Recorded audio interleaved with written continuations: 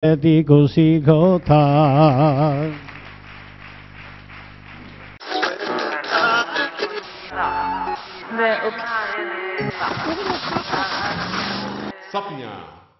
Lehen aipatutako bersolari elkarteak antolatutako bersolamintza berso jardun horietan gauza asko eta asko landu da, batez ere teoria aldetik, baina praktikari begira ere izan da aurrerapenik.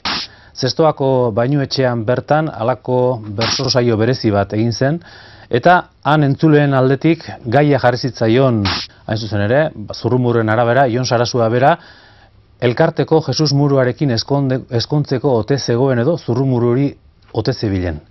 Eta ez bat eta ez bi hantxe agertzen da. Sarasuarekin batera, Andoni Egaña eta honako bersoa osatu zuten, bapatean eta bi ahotsetan. Ez dakit ziur aurkitzen naizen oso toki seguruan, galdera zaila jarri didazue, eta nago apuruan,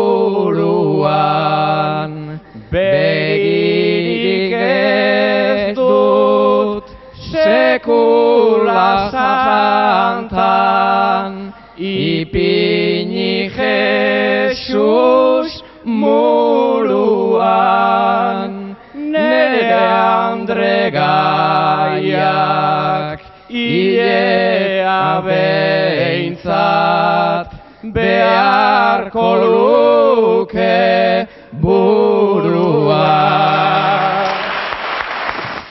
Iba, enizuanak horretzen horrekin? Ez? Baina, zuek antzekoak egin izan dituzu, Bai, beterriko txapelketan oin bi urte edo jarri ginoan, ariketa hori. Hori bezain ondo atera izan alditu. Ondo urten zituan, horretzen, baina ondo. Eta dena dela zuek bazarete gauza berria probatu zaleak, edo etzakiat nundik hartu zenuten idea, baina arrakastatxoak izan dituk 11